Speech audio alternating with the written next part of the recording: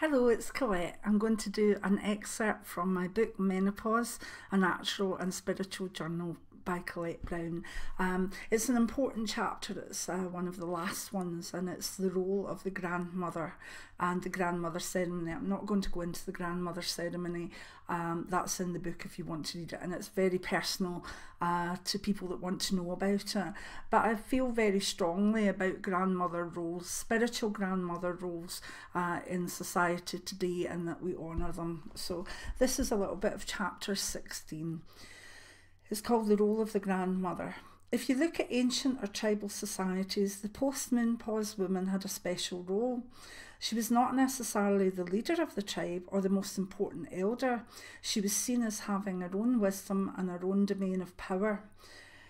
When she was younger, in moonflow time, her blood was there to nurture and bring life to the unborn child. She was the nurturer, the woman who held the fertility of the tribe. After menopause, the blood no longer flows, and it is said to be kept within.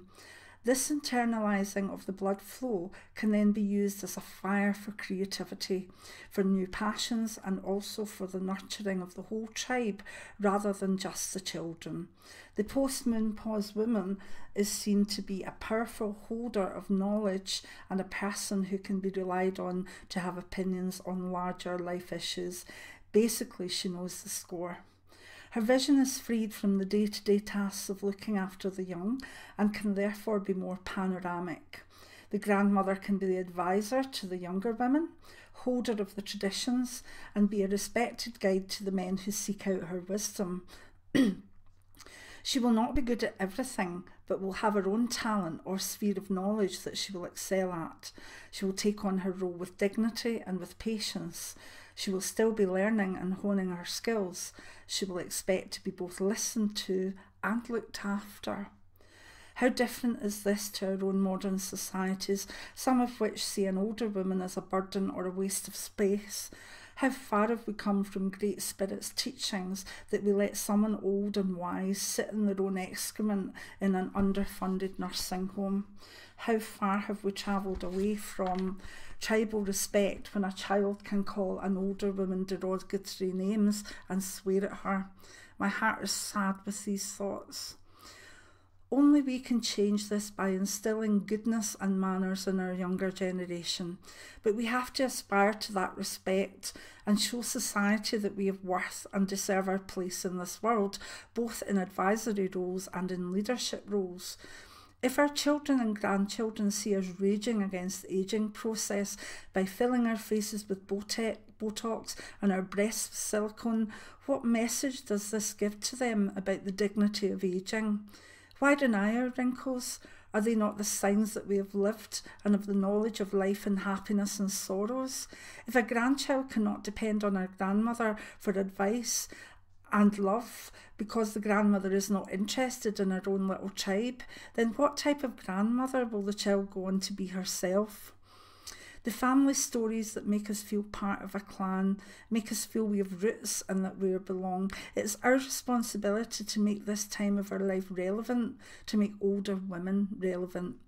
We will not be unheard of if we walk our talk with dignity and the expectation of being heard.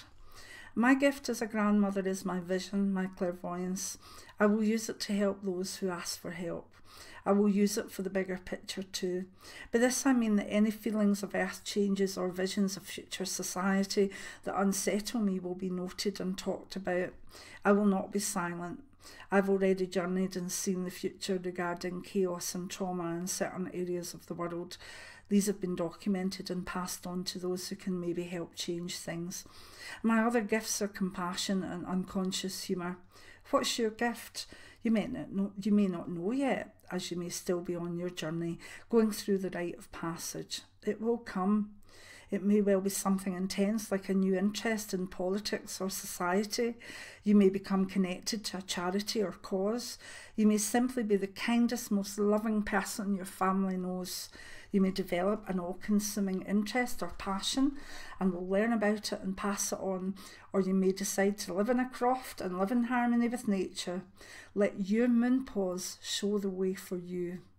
A grandmother can be cosy and warm and dizzy and wise. She may have a harsh tongue when it's needed. She might be all things at one time, but she may never be ignored. Stand in your own power. Yes, it is your time, but it's also your time to influence society and to be heard. Your blood held within can give you the confidence to speak out and the knowledge to right many wrongs.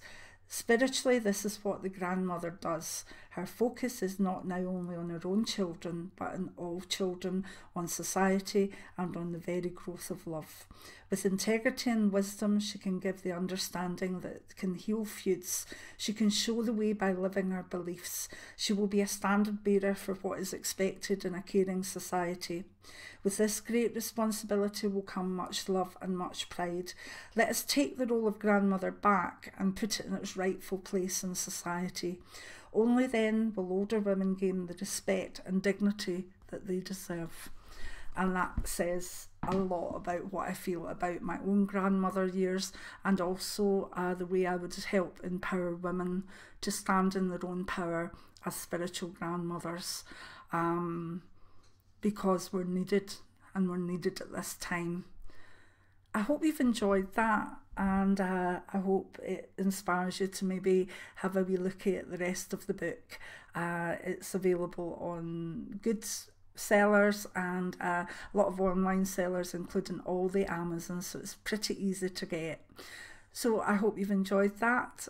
Many blessings. Please give me a thumbs up on this video if you liked it, and start talking about menopause in the comments below, and I will get back to you because it's something that is very close to my heart. I'm through it now. I'm fine. I did it.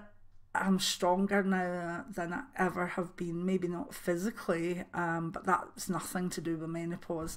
That was just to do with health. But I'm stronger physically, mentally, emotionally, and spiritually. And if I can do it, so can you. Many blessings now. Bye.